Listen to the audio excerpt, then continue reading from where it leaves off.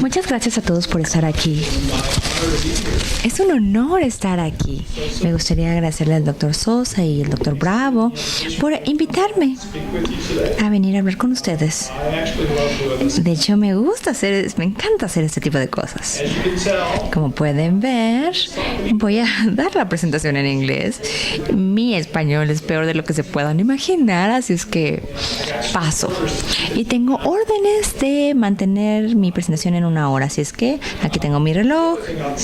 Y lo demás que diría es que soy un profesor de la universidad, así es que si tienen preguntas, por favor, deténganme y háganla. Sé que tendremos un espacio para preguntas después, pero las preguntas en la mitad de mi presentación no me molestan en realidad. Y se me pidió que hablara del trabajo que hacemos en Estados Unidos acerca de los depósitos atmosféricos. Y para los que no se dedican a la contaminación atmosférica todos los días, como yo, bueno, de lo que vamos a hablar es del flujo de los contaminantes atmosféricos hacia el ecosistema. Eso es lo que estamos haciendo. Y les diría que tuve un viaje interesante. No llegué hasta las 8 de la mañana, pero cuando estábamos manejando desde el aeropuerto, vimos hacia arriba y ustedes saben mejor que yo que en el verano la Ciudad de México tiene un problema bastante grande de atmosférico, digamos, que se llama fotoquímica, muchos sulfatos y otro tipo de contaminantes. Y creo que ustedes saben que aún si no son científicos de la atmósfera, que cuando llueve en la tarde, como esta tarde, va a lavar un poco de esa, o quitar algo de esa contaminación de la atmósfera y va a entrar a la ecosfera. Entonces las personas ven el trabajo que nosotros hacemos y que el doctor Bravo y el doctor Sosa y sus estudios lo ven como un problema atmosférico, pero realmente tiene repercusiones de ecosistemas. Es que si eres un hidrólogo, eso debería de ser importante para ti. Si eres ecólogo o especialista de agua subterránea, esa es la historia de cómo rastreamos la contaminación que va de la atmósfera a la biosfera en Estados Unidos. Voy a ver 3 cosas aquí a la parte de arriba. Voy a darles una introducción de nuestro programa de depósitos atmosféricos nacionales. Eso es lo que nosotros hacemos. Nosotros hacemos el monitoreo y el rastreo de esto. Y les voy a decir cómo trabajamos. Y honestamente, la NADP es muy similar a la red que tienen aquí en México, que el doctor Bravo y Sosa dirigen. Calculamos la precipitación antes de que llegue al piso y vemos cómo se formula, y les voy a mostrar algunos resultados. Y la broma que se hace en Estados Unidos es que yo les voy a mostrar algunos resultados que aún los políticos van a poder entender. Les voy a dar resultados muy claros acerca de lo que estamos monitoreando, y todos los políticos se van de la sala, ¿verdad? Bueno, espero que lo hagan. Y les voy a dar unas nuevas direcciones que estamos tomando con la NADP, que ustedes como un grupo, como investigadores en México, tal vez quieran unirse a nuestro esfuerzo. Hay algunas cosas que creemos que es importante estar haciendo, que creo que México debería de considerar. Y también vamos a hacer algunas comparaciones de lo que encontramos en Estados Unidos y lo que hemos encontrado en México al final del día. Así es que la primera pregunta es: ¿qué es este programa de depósitos atmosféricos nacional? Bueno, probablemente seamos el grupo más viejo, más antiguo en el mundo de este índole, y somos un programa de cooperación que se basa en la Universidad de Illinois. Por eso, ahí pueden ver que soy investigador en esa universidad al sur de Chicago por más o menos 50 kilómetros, y nuestro programa se maneja ahí. Y nosotros manejamos los depósitos húmedos de contaminantes. De nuevo, son contaminantes que bajan de la atmósfera cuando llueve, y trabajamos en toda Norteamérica y tenemos sitios en Canadá, en Estados Unidos, y ahora tenemos un nuevo sitio en Sudamérica y también tenemos otro nuevo en Asia. Si quieren hablaremos de esto. Y hemos estudiado y catalogado más o menos 450,000 muestras de precipitaciones, porque el programa empezó en 1978 y yo diría que eso, la mitad de las personas que están aquí no habían nacido. Vamos a tener nuestro aniversario número 40 y se nos conoce como la red de lluvia atmosférica porque el programa inició con el problema de la lluvia ácida en los 60s más o menos. Así es que voy a hablar de esto. Y la NADP tiene un objetivo solamente y es monitorear la química de la precipitación, lo cual es la lluvia y la nieve, en la atmósfera tan consistentemente y certeramente como podamos por el periodo que podamos, para determinar si las condiciones están mejorando o empeorando. Determinar los cambios en el tiempo. Y la NADP, probablemente como muchos de ustedes, somos científicos, solamente decimos, miren, aquí están las mediciones y cuando inician las discusiones políticas nosotros nos callamos. No nos involucramos en la política que tiene que ver con eso. Solo le proveemos los datos y le decimos a la gente qué significan. La NADP se cree que es una red, pero son de hecho 5 redes. Y trabajamos con depósitos húmedos, o sea, depósitos con contaminantes que caen de la atmósfera, solos también los secos, los cuales también son importantes. Trabajamos con los dos y la principal red que se conoce es la red de tendencia nacional, la NTN, que ha trabajado por 40 años y hace la química en general, la fotoquímica de la atmósfera. Y tenemos la red de monitoreo e investigación integrada de la atmósfera. Esos son los que miden la precipitación, la cantidad de precipitación cada vez que llueve.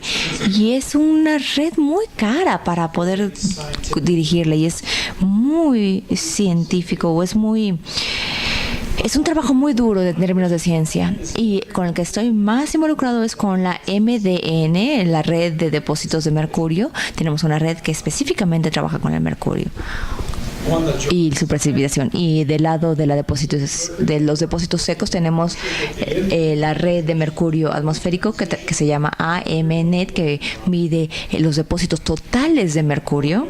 Y también tenemos una red de monitoreo de amonia y medimos esto en la atmósfera. Este es un área donde yo sugeriría que México se involucrara un poco más seriamente porque la amonia es un problema enorme y nosotros medimos su depósito y con la red nacional de tendencias y la red de monitoreo de amonio podemos tener también los depósitos de nitrógeno.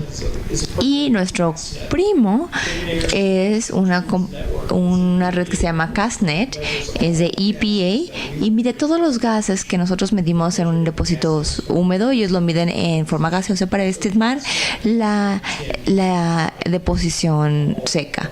Así es que CASNet nos da todos los depósitos de los contaminantes principales. Así es como se organiza la NADP y aquí tenemos la distribución de Estados Unidos para los 5 componentes de nuestra red y las cajas en plateado es la NT, esa es la parte grande y habla de depósitos húmedos y ahí puedo hablar más de esto, pero también tenemos sitios en Alaska y también los teníamos en Hawái, pero ahora ya no están operando y también los tenemos en Canadá. Y de nuevo, esa red es muy similar a la que se está corriendo aquí con el grupo de Dr. Bravo y Sosa en México. Así es que, ¿qué medimos en esta gran red? Medimos muestras integradas de la precipitación. Básicamente, toda la precipitación que se da en una semana se integra en una muestra y cuando vemos esa precipitación estamos buscando ácidos o H+, y medimos medimos la conductividad de la precipitación. Medimos los sulfatos, nitratos y amonio, los tres grandes o tres principales, como nos gusta llamarles, el cloruro de sodio y también calcio, potasio, magnesio y ortofosfatos. Y en esos compuestos ustedes pueden cubrir la mayor parte de los químicos que se encuentran en la atmósfera. No todos, pero los jugadores más importantes, por lo menos en la fotoquímica. Y si regreso a el atardecer que tienen en México, la mayor parte de esa nube son sulfatos, nitratos, amonio y otras cosas que no medimos, pero otros componentes. Nosotros producimos concentraciones científicamente validadas semanalmente de nuestras deposiciones o depósitos. Ahora vemos cuánto flujo se da de la atmósfera a la biosfera y lo hacemos para Estados Unidos y Canadá y lo hacemos desde el 78. Aquí están las redes de la NTN. Saben que tenemos algunos en la frontera mexicana y voy a usar algunos de esos para comparar en un momento. Pero también tenemos mediciones en Puerto Rico, en las Islas Vírgenes, en Alaska y estamos tratando de trabajar con algunos científicos en Cuba. Así es que deberíamos de hablar tal vez de eso en algún momento. Y hemos estado trabajando con el doctor Bravo y Sosa por algunos años. ¿Cuánto tiempo llevamos conociéndonos? Bueno, ya ni nos queríamos acordar de cuánto tiempo. Y hay otra red, la Airmon. Hizo una copia, digamos, de la NT, pero toma una muestra cada vez que llueve y pueden tener una información de cuáles son las fuentes de esos contaminantes, pero es una red muy pequeña, son como 6 sitios. Y la tercera red, la que monitorea amonia, esta es la que yo sugiero que a lo mejor piensen en involucrarse con ella. Nosotros medimos la concentración de amonia usando mecanismos pasivos. No sé si lo han usado, pero no se necesita electricidad, así es que realmente pueden usar esto en donde quieran. Hacemos mediciones de gas por un periodo de 2 semanas y eso es lo que se recolecta, se lleva al laboratorio y podemos estimar los depósitos secos de amonia de esas observaciones. Aquí tenemos los sitios de amonia en Estados Unidos. Aproximadamente tenemos 95 de ellos trabajando semanalmente, incluyendo Puerto Rico y algunos en Alaska. Y esta es la razón por la cual nosotros medimos amonia en Estados Unidos. Para los que no están en el negocio de calidad del aire, la amonia viene de la agricultura, de operaciones confinadas de animales, el uso de fertilizantes. Usamos cientos de millones de fertilizantes en Estados Unidos. Y como les voy a mostrar en nuestros resultados, estamos viendo este impacto de amoníaco en la atmósfera. Y no sé si México, bueno, cómo funciona en México, pero si tienen granjeros aquí, estoy seguro de que tienen granjeros que quieren hacer dinero en México, así es que probablemente están usando fertilizantes y México es industrializado, probablemente están comiendo más carne y produciendo más carne también. Así es que yo podría apostar que están desarrollando un problema de amoníaco como en Estados Unidos y en Canadá y el resto del mundo principalmente. Las redes de mercurio, no voy a hablar mucho de estas el día de hoy. Si alguien está interesado acerca de esto, me daría gusto hablarles al respecto. Pero así como en la red de NTN, que mide los depósitos húmedos, en la izquierda tenemos a los depósitos secos, donde integramos todos los depósitos en una semana y medimos esa muestra para la concentración de mercurio y también flujo hacia el piso usando un contenedor similar, como lo podemos ver, y en la izquierda tenemos el que usamos para hacer mediciones de depósitos de mercurio seco. Y algo que no puedo estresar suficientemente es que todos nuestros datos están disponibles en línea, todos. Los pueden descargar esta tarde si quieren. contribuyen. Y les voy a enseñar cómo poder tener acceso a ellos. Esa es la distribución de nuestra red de mercurio. De nuevo, la mayoría está en el este, donde está la población, pero tenemos algunos en el sur. Y tenemos uno en Taiwán, en Asia, y tenemos un sitio también en Hawái. Así es que eso es lo que hacemos. ¿Y cómo lo hacemos? Ahora, aquí estamos hablando del quién de NADP. Y esa es una de las ventajas reales que hace que la NADP sea muy valiosa. Tenemos muchos patrocinadores, tenemos universidades, agencias federales, estatales, tribales y otras organizaciones. Es que somos muy diversos en términos de financiamiento. Y si alguien sale un año, no es el final del mundo, solo es un porcentaje pequeño de nuestro financiamiento. Y con esa diversidad hemos podido estar trabajando por mucho tiempo. Tenemos 8 agencias federales grandes, USDAs. Esos son los principales financiadores de nuestro programa. Y del lado federal recibimos financiamiento de 30 estados.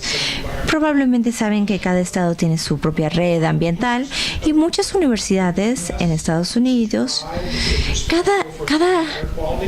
por ejemplo, en Estados Unidos cada tribu es responsable de su calidad de aire, así es que tienen sus profesionales y se unen con nosotros. También investigadores en universidades como yo, de un lado a otro del país. Y también tenemos algunas compañías energéticas que contribuyen con dinero y también otros participantes. Así es que realmente tenemos muchos participantes. Todo el mundo toma la misma medición en el lugar donde quieren la información y nosotros unimos esa información en el laboratorio, en bulto, digamos, y hacemos la investigación. Y como decimos en Estados Unidos, los resultados son manzanas con manzanas. Yo sé que en su red cada sitio lo hace de la misma manera, así es que se pueden comparar muy bien. Lo mismo sucede en la NADP. Todos en estos 250 sitios lo hace de la misma manera. Bueno, eso esperamos. O debería de funcionar así. La organización, básicamente, bueno, yo tengo una junta de directores. Aquí pueden ver en el rojo el comité ejecutivo, que son las personas que financian la red. Y entonces, si tú financias, puedes tomar decisiones, eres parte del comité.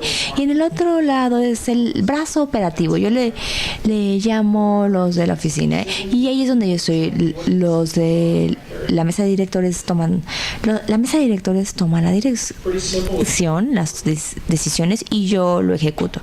Es muy sencillo.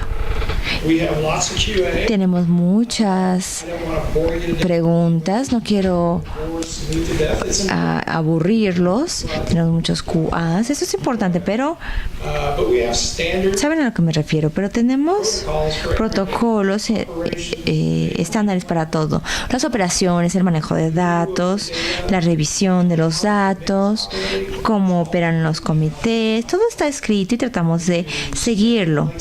También tomamos picos espaciados en los laboratorios y los comparamos entre sí para asegurarnos de que se están desempeñando al nivel en que queremos.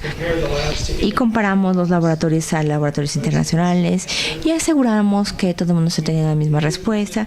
Y también tenemos grupos independientes externos que vienen y nos revisan esporádicamente. Así es que realmente somos parte del QA. Y es muy importante porque no tenemos otra cosa que vender excepto de nuestra reputación. Las personas financian la NADP porque producimos buenos datos. Si no lo hacemos con este sistema de QA y con este sistema que tenemos, nadie nos financiaría. Así es que es un mal necesario tener a todas esas personas monitoreándonos.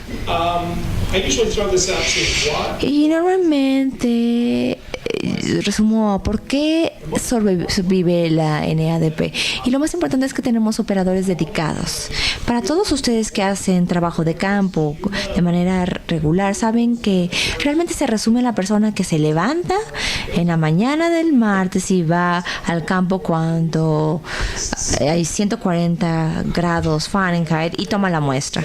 Tenemos un muy buen grupo de personas que hacen eso, pero tenemos protocolos que todos hemos hemos aceptado y tenemos un diseño efectivo en términos de costo y tenemos un laboratorio para todas nuestras muestras. Así es que el manejo de la calidad es muy sencillo y tenemos compromisos en nuestro monitoreo.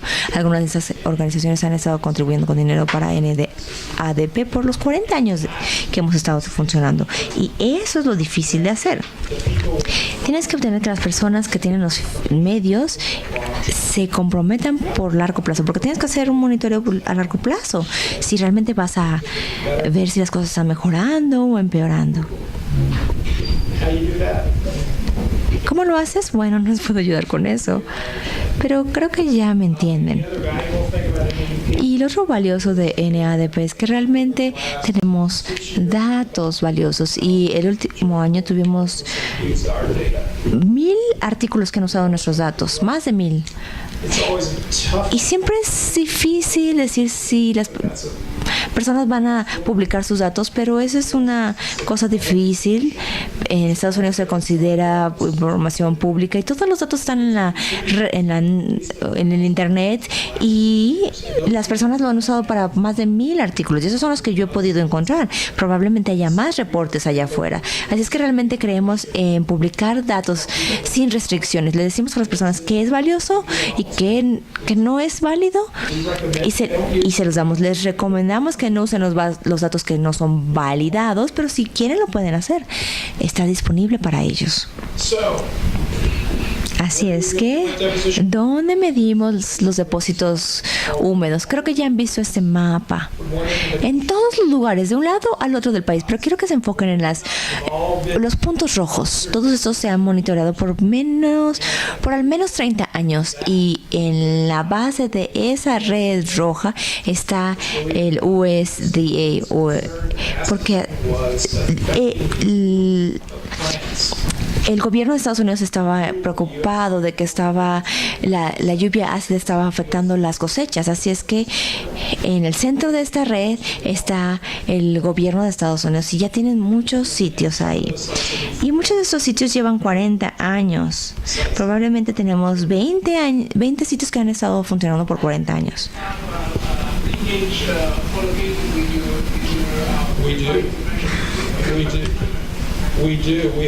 Sí, tenemos un recolector de depósitos húmedos y usamos rangos o unas partes digitales, y seleccionamos 2 que hemos estado usando por 8 años. Y ya hay unos datos publicados que nos dicen qué medidores usamos. Pero sí, pasamos mucho tiempo asegurarnos de que funcionaran tan bien como decía el fabricante. Tengo unas imágenes. Estos son los recolectores, y estos son de los viejos, pero estas son unas imágenes que hay allá afuera en la red. Y ese es en Pensilvania. También medimos en los Everglades y en Colorado a 4,000 metros de altura, y esa es una muestra muy difícil de obtener. Es como un trayecto de 3 horas en una moto de nieve cada vez que se requiere esa muestra, y esa plataforma es de 15 pies, y subimos con la nieve en el invierno. Y también medimos, ese es Niwot Ridge en Colorado, y el viento va a 15 kilómetros por hora. Es difícil obtener esa muestra. Y también esto es en Canadá, tan al norte como pueden irse. Y medimos donde no llueve, en medio del desierto en Estados Unidos. Y ese es el centro de Illinois, donde yo vivo, donde está plano. Y tal vez obtenemos 40 pulgadas de lluvia al año. Y medimos también en las ciudades. Aquí hay una imagen de las mediciones en Nueva York y en Washington, D.C. también. Esta es una bonita foto. Todo el mundo debería tener un buen perro cuando está en un sitio. Y creo que eso es en Pensilvania, pero medimos de un lado al otro de Estados Unidos, incluyendo Alaska. Ahora, ¿cómo llegan los contaminantes a la lluvia? Bueno, ya hablamos de eso un poquito. Se emiten de diferentes fuentes, y si vives en México, en la Ciudad de México, esas fuentes son los automóviles, principalmente la generación de energía, probablemente el uso de fertilizantes en el país que entra hacia acá, pero los vehículos y la generación de energía básicamente es lo que se ve en el ambiente del siglo XXI. Y eso es lo que está creando. El ambiente urbano es lo que crea la contaminación. Pero esa contaminación se atasca con las nubes y le llamamos el rainout, o también puede haber un washout cuando los contaminantes pasan por esa capa. Pero de cualquier manera puedes terminar con un depósito de contaminantes, y lo que puedes hacer es poner un muestrador y capturar esa precipitación antes de que llegue al suelo y se contamine o se vuelva sucia. Y puedes decir mucho de cuánto está saliendo de la atmósfera de cada contaminante individual. Ahora, no quiero aburrirlos con esta matemática, pero sabemos con nuestro medidor cuánta lluvia bajó, y sabemos por la concentración que llega al laboratorio cuánto sulfuro o cuánto sulfato, debería decir, está en la muestra. Hacemos los cálculos por las unidades y terminamos con microgramos o miligramos de sulfato por semana fluyendo por 1 metro cuadrado de piso, y eso es nuestro flujo y es la información que publicamos. Y lo mismo es para la red en México. Hay otros tipos de procesos de depósito. Hemos estado hablando del húmedo y hemos hablado un poco del seco. Y ustedes ya conocen cuál es el depósito seco.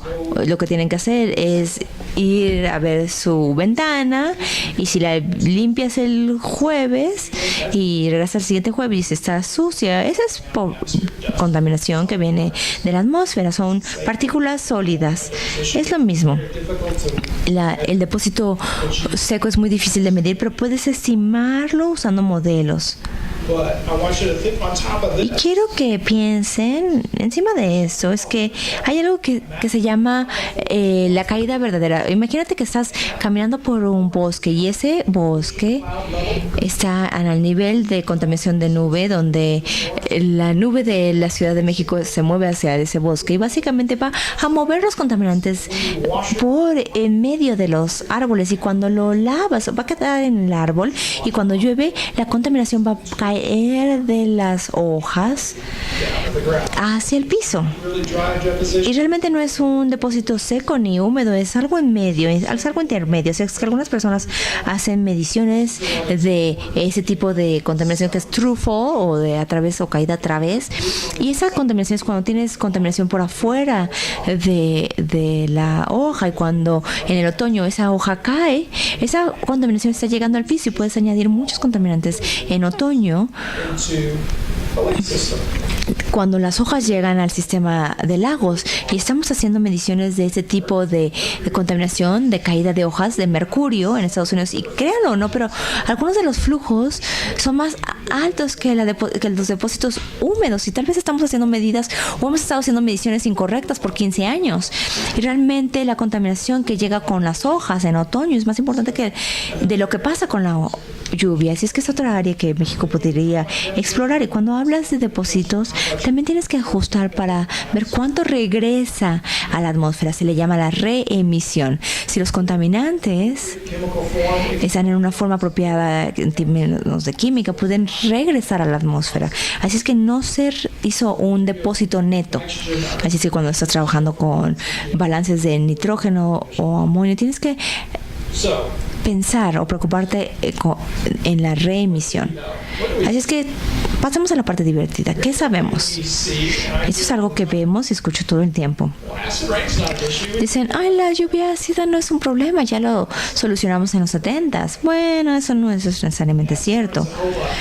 La lluvia ácida ha mejorado a lo que teníamos en los 70s y tenemos datos para probarlo, pero aún es un problema.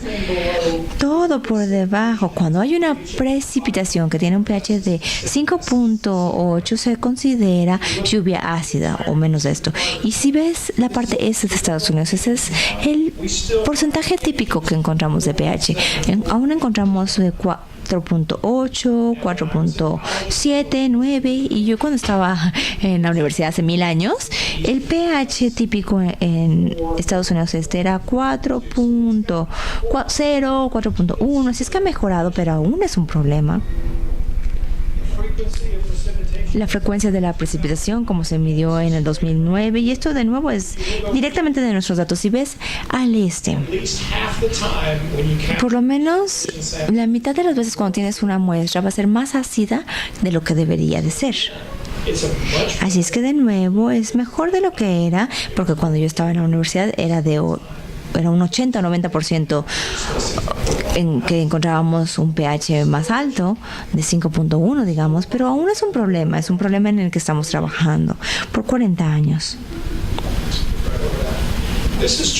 Vamos a pasar, y esas son las emisiones temporales. Y hemos estado hablando de los inventarios de emisiones esta mañana y podemos ver el tremendo decremento de emisiones de dióxido de sulfuro y de óxido de nitrógeno en azul. Y esos son los motivadores, esos son los gases que salen de las chimeneas que motivan las ecuaciones de fotoquímica. Y hemos limitado las emisiones de sulfuro por 90% en los últimos 35 años. Y hemos limitado la emisión de NOx por 60% en los últimos 30 años. Y nuestra red ha estado viendo si ha tenido el efecto apropiado, si estamos llegando a donde tenemos que estar. Así es que voy a mostrarles mi primera foto aquí. Este es el pH a lo largo del tiempo. Así es que van a ver un mapa de Estados Unidos. Eso es el depósito de pH o la concentración de iones de hidrógeno en 3 años. Así es que cada mapa representa un año, pero es un promedio de los 3 años. O sea, 2 años y el año que se midió. Y quiero que me digan si pueden ver el cambio. Permítame un segundo, por favor.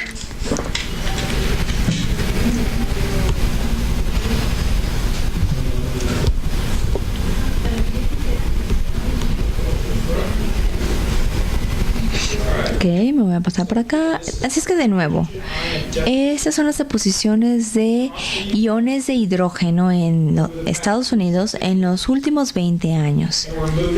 Y estamos moviéndonos en el tiempo. Aquí pueden ver los años, aquí estamos en los 90s y ahora empezamos a tener un cambio y el rojo es bajo pH y el verde es un alto pH usando la escala de colores 2003, 2005, 2006,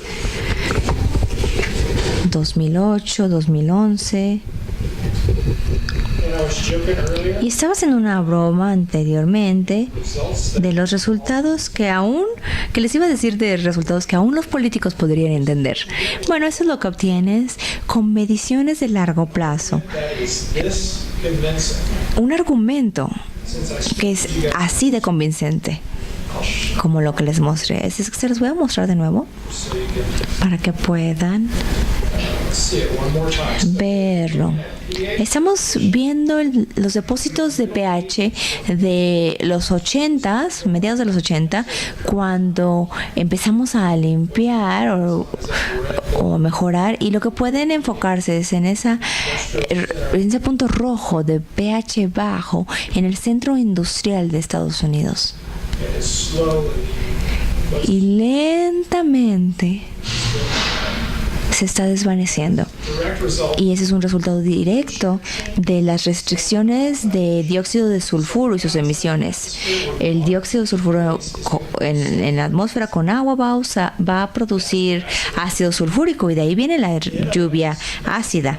NOx, el hidrógeno o los iones de hidrógeno y agua nos va a dar ácido. Y de nuevo está aumentando este problema de la lluvia ácida. Y si son muy estrictos, creo que es muy claro en Estados Unidos que si restringes ese tipo de emisiones, puedes limpiar el problema de pH que teníamos en nuestra lluvia. De nuevo, por favor. ¿Tenían el mismo problema en la costa este? O la pregunta es, ¿por qué es tan verde en el oeste? Porque en el oeste nunca tuvieron tanto problema con la lluvia ácida. Típicamente tenían unas neblinas muy ácidas en la costa, pero el pH nunca bajó más allá de 4.9 aún en las ciudades. Ese es el problema de la costa este, porque la mayor parte de las emisiones de sulfuro y sus puntos en Estados Unidos están en el este, y tienes más agua en la atmósfera. Tienes que tener esas dos cosas para tener ácido sulfúrico. Y el problema de lluvia ácida era motivado por el ácido sulfídrico. Y tengo otra diapositiva aquí, por eso está tan verde en el oeste.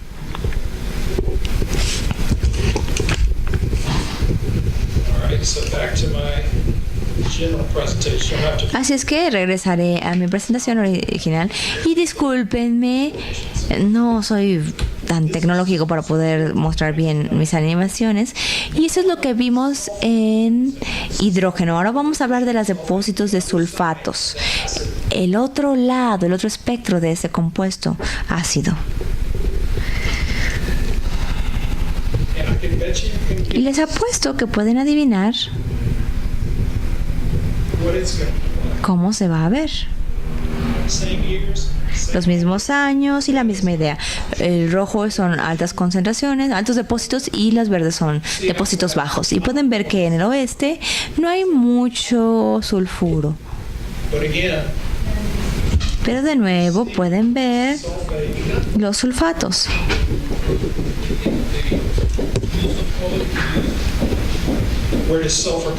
¿De dónde viene el sulfuro? Viene de la combustión. Hay sulfuro en gas natural y en gasolina. Pero la mayor fuente de sulfuro es de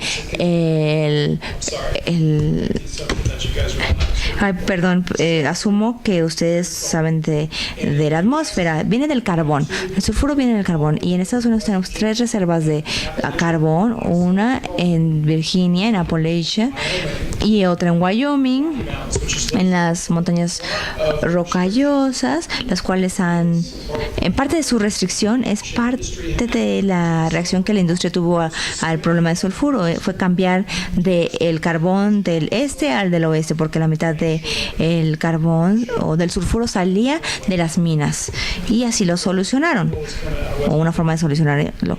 Muy poco carbón se produce en Virginia ahora, si no se trae o se produce por esa carga en el tren de Wyoming. ¿Ustedes vieron la animación? Y se acabó el problema del sulfuro. Bueno, no se fue, pero ha mejorado muchísimo. Déjenme se las muestro de nuevo. Así es que este es el flujo de sulfuro a la superficie en Estados Unidos, de los 80s, a mediados de los 80s, al tiempo actual. Y la cantidad de sulfuro en la lluvia está bajando en un factor de 5 a 10, es una cantidad tremenda de reducción, y eso se dio por la restricción de las fuentes de dióxido de sulfuro. Y ahora no tengo ningún análisis químico de lo que sucede en la Ciudad de México, pero apuesto que hay mucho sulfato. Yo diría que es debido a el uso del carbón para fuentes de energía. Y mencioné esto después, la idea de que el dióxido de sulfato era lo que estaba promoviendo, y el hidrógeno estaba promoviendo el problema de la lluvia ácida, pero las cosas están cambiando.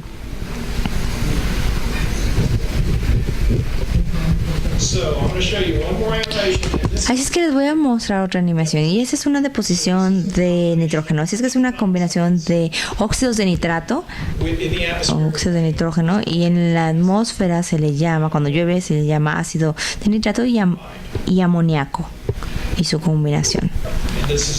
Y esos son los depósitos de la atmósfera a los ecosistemas de nitrógeno en sí mismo. En los mediados de los 80, y esta nube o este flujo de nitrógeno está yéndose hacia el otro lado. De hecho está creciendo Y el truco para entender por qué está creciendo es conocer la geografía de Estados Unidos. Aquí vivo yo, así es que es importante saberlo, que ahí está bien, pero ese es el área de agricultura en Estados Unidos. Y perdón, ese es Oklahoma, Missouri, Iowa, Illinois, Wisconsin, Minnesota. Ahí es donde se produce el maíz y tienen los puercos y las vacas y ya no les damos pasto, ahora les damos maíz y por eso crece el amoníaco. Ahí se usa el fertilizante para que podamos tener mejor maíz y tener las vacas más grandes. Y es difícil decir, pero lo que está pasando es que cuando yo estaba en la preparatoria, y se pueden reír, aún ni había nacido, el problema con la lluvia ácida era motivado por el azufre. Pero ahora el azufre se ha regulado del sistema atmosférico y el problema es el nitrógeno. Ahora cuando las personas vienen a nuestra junta, casi nadie menciona el azufre. Todos se enfocan en el nitrógeno y la exposición no de nitrato, esto el resultado del agua, pero se están enfocando en el amoníaco, los depósitos húmedos de gas que contienen amoníaco, y eso está explotando mientras el azufre está saliendo de la imagen y está cambiando en su ubicación de los centros industriales hacia los agricultores. Y lo chistoso, bueno, por lo menos yo pienso que es chistoso, que en Estados Unidos la oficina del fiscal de distrito siempre estaba diciendo que estaba protegiendo las fuentes de comida. Pero ahora el fiscal de distrito están en la mira porque ellos son la fuente de esos gases y creo que ya no les caemos tan bien cuando les decimos eso. Pero imagínense, es un cambio de azufre que debido al carbón y a eso se ha regulado y ahora son los óxidos de nitrato de cualquier fuente de combustible, para producir las fuentes energéticas para producir energía para nuestros celulares y carros. Así es que estamos moviéndonos de una sociedad de consumidores de granos ahora de consumidores de carne. Y en el proceso usamos mucho nitrógeno y el exceso está moviéndose en la atmósfera. Esto es algunos de los resultados grandes de la NADP.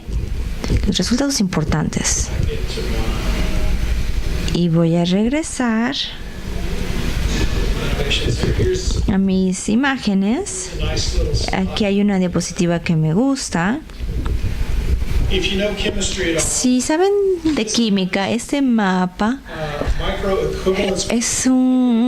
está hecho en microequivalencias por litro. Piensen en cargas de químicos en mol. Ese tiene dos unidades y el nitrógeno 2. Y ese es un equilibrio entre el azufre en el 84 versus lo que ven hoy. Si ven rojo y naranja, ese mapa químico se ha motivado por el sulfato. Hay más sulfato contribuyendo a la muestra de lo que hay de nitrato y amoníaco. Así era en el 84 y 86. Y hasta el 86 era dominado por el azufre. Y así se ve hoy en día. Azul es que está dominado por el nitrógeno. Estos dos últimos colores tenemos unos sitios donde aún están viéndose dominados por el azufre, pero el resto del país está siendo dominado por el nitrógeno. Así es que hemos tenido un cambio de los constituyentes y tenemos la adición de amoníaco y ha cambiado la ubicación en el país. Ahora está en el medio del país en vez de el oeste industrial y no está creando los mismos problemas sino otros. Así es que al regular el problema grande, ahora tenemos otros que han salido. Así es que nos salimos o tenemos otros problemas en los que tenemos que enfocarnos. Y yo esperaría que esto también se diera en México. Así es que nuevas direcciones y comparaciones. Para cerrar, usamos un una red muy definida para la depositación, para hacer nuestros mapas.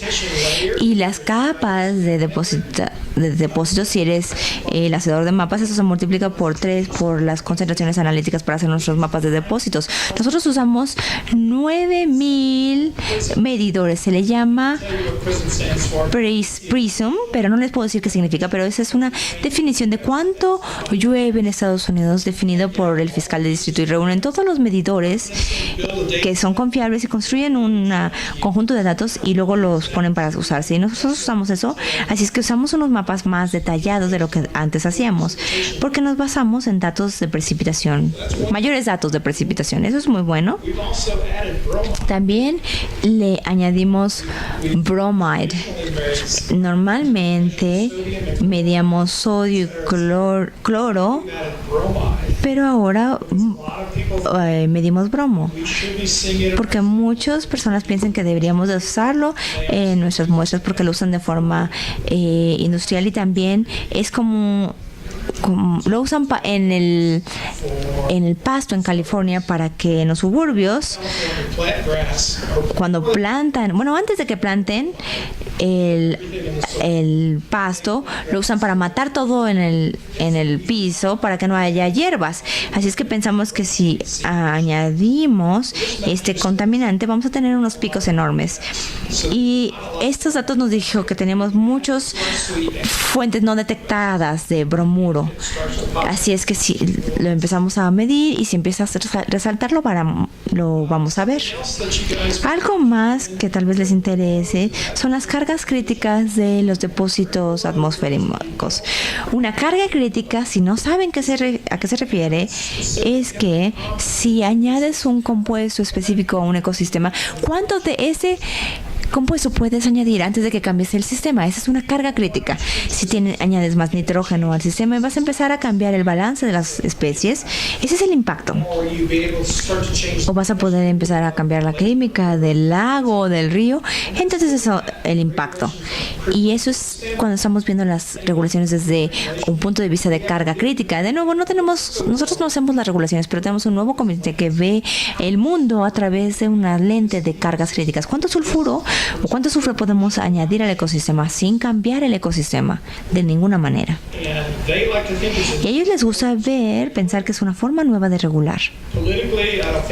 Políticamente yo creo que no tiene oportunidad de figurar por los próximos 20 años, pero los científicos empiezan a pensar en estas líneas y están haciendo unos mapas muy bonitos. Por ejemplo, cuánto azufre y nitrógeno puedes añadir al sistema en Estados Unidos antes de que empieces a cambiar ese sistema en alguna forma básica.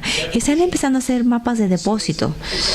Así es que es un siguiente paso lógico, ya que medimos el depósito de nitrógeno, de sulfuro. Ellos están viendo nuestra información para decir, estás poniendo más en este parque nacional de lo que puede ser añadido sin cambiarlo, porque un parque nacional requiere mantener el sistema así como está, mantener el sistema tal cual. Tiene sentido de cómo están empezando a pensar y están cambiando un poco la regulación. ¿Cómo que puedes añadir sin cambiar el sistema? Y eso es lo que queremos, la cantidad que queremos añadir al sistema, y eso se refiere a las cargas críticas y al Comité de Ciencias de la NADP y lo que hacen. Y eso es una idea interesante, tal vez lo quieran simular en México. Tenemos muchos de estos mapas. Habla de cuánto puedes añadir a una agua en la superficie de nitrógeno, y eso lo hace Forest y hacen mucho trabajo al respecto. También tenemos otro grupo que se llama de deposición total, y su objetivo es hacer que la NADP sea una organización de depósitos. Por 40 años hemos estado midiendo depósitos húmedos y lo hacemos muy bien, pero esa es una parte de la historia. Los depósitos secos y potencialmente la caída de hojas, todo tiene que ver con la deposición, y Este comité habla de el depósito total, porque las personas que trabajan con las cargas críticas necesitan todo el nitrógeno. No les importa si llega con lluvia o si es seco, tienen que saber cuánto está entrando al total. Así es que esa es otra dirección. Y les encanta hacer mapas también. Ese es el depósito de nitrógeno de concentraciones de gas. Y tenemos que son unos puntos muy separados, pero este mapa realmente nos dice la historia de cuánto de los depósitos totales son secos. Eso significa que no lo obtuvimos en las redes de NADP. Y si ves en California y Nevada, el nitrógeno está llegando como seco, depósitos secos. Y eso significa que ni siquiera lo vimos. Así es que nos está faltando el 90% de la historia. Aquí podemos ver que cuenta por un 90%. Y esos son modelos basados en datos muy limitados, pero es un primer paso a tratar de estimar el depósito seco de estos contaminantes comunes que vemos muy específicamente en los depósitos húmedos. Tengo 10 minutos más y ahora estamos tomando mediciones en Argentina. El doctor Enrique Bouchard en la Universidad de Córdoba y quiero mostrarles un estimado rápido de lo que estamos viendo. Así es que las gráficas normales tienen las concentraciones promedio de sulfato que vemos en todos estos sitios que están aquí en rojo en Estados Unidos. Así es que si promedian todos estos sitios, así es como se ve con el tiempo. Esa es la mediana, 25%. Un percentil de 95, es que no escucho muy bien, perdón. Y pueden ver que si usamos estos puntos rojos son los que se están midiendo en Argentina. Algunos son altos, otros bajos. Es que yo diría que están cambiando más de lo que cambian nuestras observaciones y a veces tienen unos extremos altos y extremos bajos y tienen que ver cuáles son las fuentes entonces en Argentina. Pero esa es la parte interesante. Ese es el nitrato. Y si ves esto en azul, en casi todos los casos son más altos, están en el lado alto de nuestra distribución.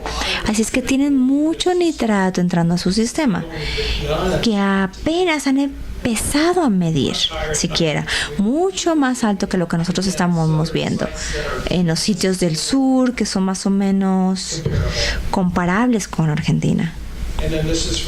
Y eso es para amoníaco. De nuevo, es lo mismo. Concentraciones mucho más altas de amonio en los depósitos húmedos de lo que nosotros vemos. Y ellos piensan que nosotros tenemos un gran problema. Así es que están viendo lo mismo. Y si puedo resumir con esto, puse algunas comparaciones con los datos de sus dos sitios, espero que no les importe. Esa es la red de México, así como lo entiendo yo. Tenemos dos sitios en Veracruz y por favor, interrúmpanme si estoy mal. Creo que lo tenemos en Yucatán y algunas mediciones están aquí en la UNAM. Y lo que traté de hacer era encontrar un sitio comparable con Estados Unidos para alguna de las informaciones que tenía de México. Y para hacer eso tuve que cambiar las gráficas o descomponer las gráficas. Y lo que hice fue que alineé los años. Así es que esas son las mediciones de UNAM. Y este es un sitio más cercano de NADP que pensé que era comparable y lo estiré los años para que se alinearan. Y si comparamos esto con otro, podemos ver que ese es el sitio más sureño, digamos al sur que tengo. Es en Victoria, Texas. Y ese está en el Golfo. Y no son exactamente lo mismo, pero están en el mismo vecindario. Así es que yo diría que esto les dice que tienen una buena química. No están tan lejanos a lo que nosotros tenemos. Son bastante consistentes con lo que nosotros tenemos. No necesariamente tienen las mismas tendencias, pero en general yo diría que el pH y la concentración de pH están levantándose desde el 2006 al 2007. Así es que yo diría que las dos redes en ambos lados de la frontera se comparan muy bien, basándome simplemente, no son manzanas con manzanas, sí, pero tienen otras fuentes diferentes a las que tenemos nosotros, pero yo diría que para propósitos prácticos vemos algo general en el sur de Texas de lo que están viendo en este lado de la frontera, en el Golfo, a lo largo del Golfo. Este lo comparé básicamente a un sitio fuera de Miami, pensando que era un clima más marítimo, caliente, y básicamente yo diría que vemos lo mismo, las mismas tendencias, el pH está subiendo y esa es la dirección correcta, y de nuevo diría que a lo largo del Golfo, de una red a otra, en general se están siguiendo una a otra, así es que podríamos decir que complementamos una a otra bastante bien. Por supuesto, por favor, no se enojen conmigo, no estoy comparando manzanas con manzanas, pero es lo mejor que puedo hacer rápidamente. Y esa es la gráfica del Dr. Bravo, ese es el pH en la Ciudad de México, y el azul es más o menos 7 y el naranja es como 4.5, así es que es muy ácido. Y vemos los años en diferentes imágenes y podemos ver que en diferentes años, por lo menos en la Ciudad de México, el Dr. Bravo está viendo en su red, yo diría que está viendo un incremento bastante grande de pH, particularmente en la parte sur de la ciudad. No sé por qué sea, estoy seguro que ustedes sí saben por qué, pero entonces lo comparé con Houston. Tenemos un sitio cercano a Houston y traté de estirar la gráfica de colores para que puedan comparar colores. Y podríamos decir que estamos viendo que en Houston estamos viendo este color, el que sea, no sé cómo le quieren llamar, amarillo o naranja. Eso es lo que vemos en Houston. Y lo que yo veo en esta comparación entre la Ciudad de México y con los datos pequeños que tengo de Houston es que el pH está iterando. Estamos viendo que es más variable en México de lo que vemos en Houston. Esa variación de muy ácido a muy base. Y yo aseguraría que el ácido viene porque tenemos al desierto y empieza a satisfacer esos vínculos, pero no sabemos si es más variable en Houston. De nuevo, es una comparación. Y yo diría, a partir de esta gráfica, que vemos más variabilidad en el pH en la Ciudad de México. Y de nuevo, ese es el trabajo del Dr. Bravo y del Dr. Sosa. Y con esto me voy a callar. Y aún tengo 3 minutos. Ay, no lo hice mal, ¿eh? Solo quería señalarles que esa dirección en línea, y bueno, lo que necesitan es la parte inicial. Si están interesados en los datos de NADP y si quieren comparar a lo largo de la frontera y ver nuestras mediciones, los datos están ahí. Lo bueno, lo malo, y sí se ve marcado lo que no es válido, pero si van a nadp.isws.illinois.edu pueden tener acceso a toda nuestra información y comparar cómo lo hacemos, usar nuestros datos. Pueden hacer lo que quieran con esos datos. Y de nuevo, la razón por la cual lo hacemos es que nuestro trabajo es apoyar a la investigación. Por eso nos paga la oficina del fiscal de Estados Unidos. Y si no publicamos los datos, no estamos apoyando a la investigación. Así es que como un grupo de investigación tenemos un interés muy amplio. Así es que si tienen algún uso para usar nuestra información, si tienen interés en los datos, por favor, háganlo, es gratis, es absolutamente gratuita. Así es que úsenla, por favor. Así es que, por favor, si tienen algunas preguntas, aquí está mi información de contacto.